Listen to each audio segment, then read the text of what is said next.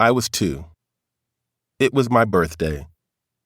She gave me wooden blocks in all shapes, for me to fit in a wooden box, a puzzle of sorts. She showed me how to do it once, maybe twice, then said with a smile, "Now you figure it out, son." I said, "Okay, Mommy." It took a while, but I did. And of course, I wanted to do it again and again. And she sat right there while I did, hugging me, wiping chocolate ice cream from my lips, telling me to be careful not to get any on my favorite black and white dashiki. At some point, she got up, 'cause she had to go to work, or cook, or have a life. And I was mad, and sad, and unsure again. But her job was done. I'd figured that puzzle out enough times to do it by myself, and she knew that. Still, it wasn't as much fun without her, and it wasn't the same kind of happy. But I felt loved, because she was there, and that gave me strength to carry on. My mother died on September 1st, 2017. Within a month, the cracks in my marriage emerged. They would eventually become impassable canyons. Within 2 years, our eldest would pack her belongings, clothes, books, heart, and leave home, and leave us. Overnight, I was barefoot on Everest, Marcus Garvey without a ship.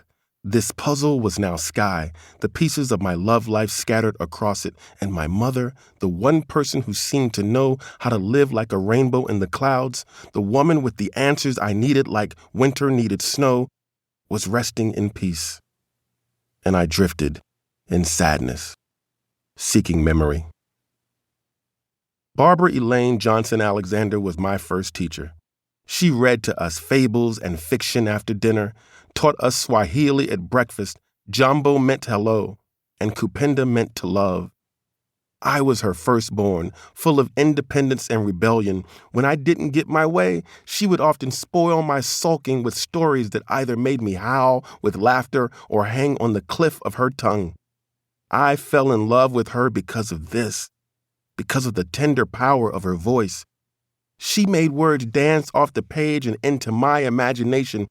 Her morning wake-up calls were soul songs, chorus and verse. She called us for dinner like we'd won something.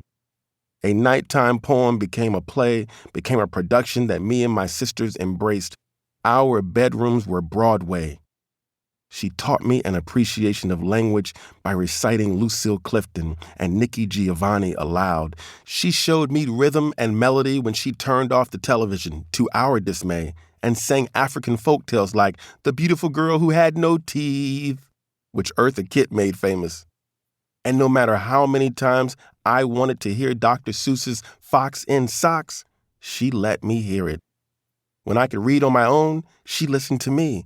Over and over, she helped me to love each day with words. And that gave me courage. When I was 3, I went to a school in Morningside Heights at 490 Riverside Drive. It was housed in Riverside Church, a progressive, interdenominational, interracial, and international church near Columbia University, where my parents were enrolled in graduate school. One day, as a tribute to my mother, I built a magical castle out of wooden blocks.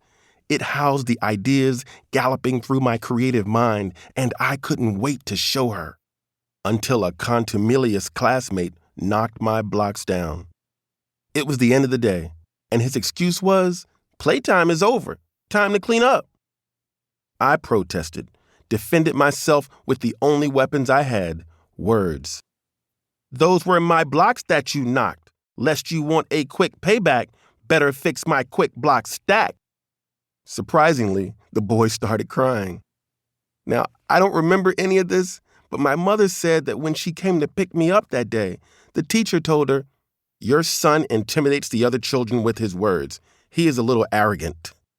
At this point in my mother's recounting, you could see the universe of pride and love entering her heart.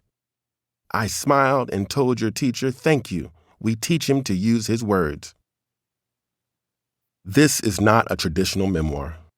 is not me climbing the stairs of yesterday and telling of each journey step by step, is not me gathering together all the things that have made a life out of me, is not me opening a door to my mother's death or my father's life so that I can understand my fate as a man, as a father, as a son. These are just snapshots of a man learning to love again. This is a window into the darkness of doubt and the unbearable lightness of being in love, remembrances of a poet grappling with loss and longing, questions he's been too afraid to answer. This is a putting back together, a carrying on, a boy sealing his familial cracks, repairing romance, building a monument of love with the only tools he has: his words.